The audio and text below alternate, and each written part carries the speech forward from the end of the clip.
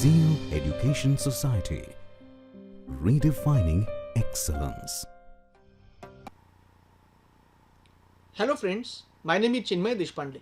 I am from Department of Electrical Engineering, belongs to Zeal College of Engineering and Research, Narhe, Pune. In this video lecture, we are going to discuss about dynamics of the motor and a load combination. Now, we know that whenever an electric motor rotates, it usually is connected to the load. Now there will be two motions. First is nothing but a rotational motion of the rotor, and second is nothing but a translational motion of a shaft. Whatever the speed of the motor, it may be different from that of the load. Now we know that in a translational motion, the position of the body changes from point to point in the space. The speed of the load, it may be different from that of the motor. If the load has a different parts, their speed may be different.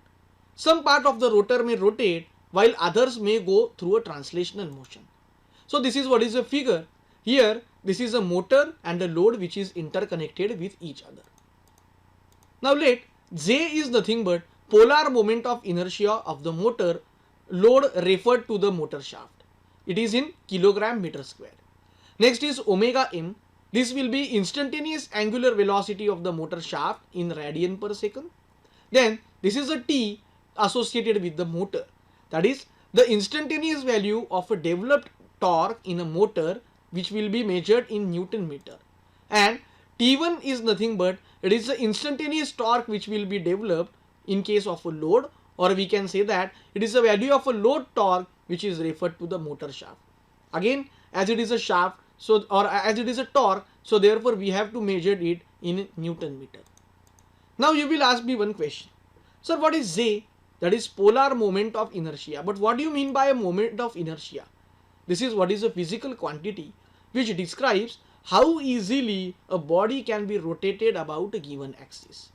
Or one can say that it is a rotational analogy of a mass which describes an object's resistance to the translational motion. It shows the tendency of an object to stay in its state of rotary motion. If an object has a more mass, then it is more difficult to rotate that particular object. So let's consider this case. Now here you will observe that there are two objects. First is made up of wood, second is made up of iron. Both will have a same diameter and it has the same distance, which is say r, from this fixed point. So therefore here whose mass is more? But obvious, the mass or the weight of an iron is more compared to that of a wood. So therefore it requires more effort for a larger mass to set up into a rotation. Therefore the moment of inertia always depends upon a mass here. Now whatever torque equation of a motor load system for the above figure can be given from the fundamental torque equation. This is what is T minus T1. T is the motor torque, T1 is the load torque, which will be equal to d by dt of J into omega m. Why we have taken d by dt? It is rate of change of this particular speed, that is omega m, and moment of inertia J. Now from this what we can write? We can separate out it. This will be T minus T1 equal to J into d omega m by dt. That is apply here u into v rule. U as it is derivative of this, that is d omega m upon dt. Now omega m as it is derivative of J, that is dJ by dt. So treat this equation as a equation number 1. Now this equation number 1 is applicable to the variable inertia drives such as mine winders or real drives or industrial robots. Here the d omega by dt indicates that rate of change of speed with respect to time. dJ by dt, it states that it is rate of change of inertia with respect to time. Here for the drives with a constant inertia, that is when the value of J is constant. Now what we can write?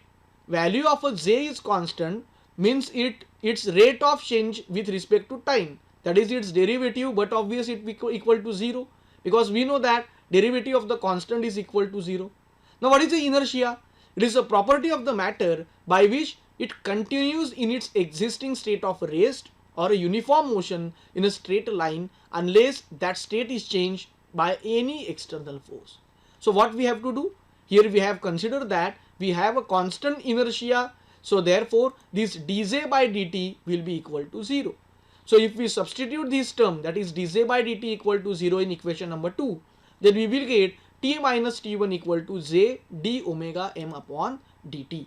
Or from that also we can write this equation for a torque of the motor which is equal to load torque plus this j, that is moment of inertia, and rate of change of speed with respect to time. Now from the above equation, the motor torque is considered as an applied torque, whereas the load torque is considered as an opposing or the resistant torque. Now from equation number 2, it is to be shown that whatever torque developed by the motor, it is a counterbalanced by the load torque T1, and this term, that is j d omega by dt.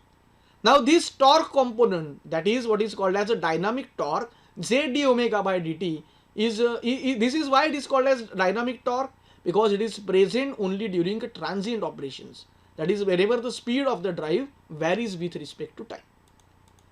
Now here the acceleration and deceleration of the drive mainly depends upon whatever value of a load torque and the motor torque. So suppose if your value of, or we can say that your value of motor torque is greater than the load torque, then this term, that is j d omega by dt, which it will be positive. So as it will be positive, the drive will accelerating, in particular picking up the speed to reach to the rated speed.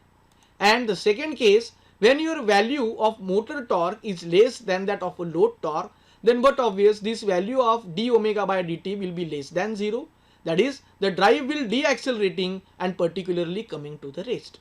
So this is what is dynamics of a motor and a load combination. Thank you. Zeal Education Society, redefining excellence.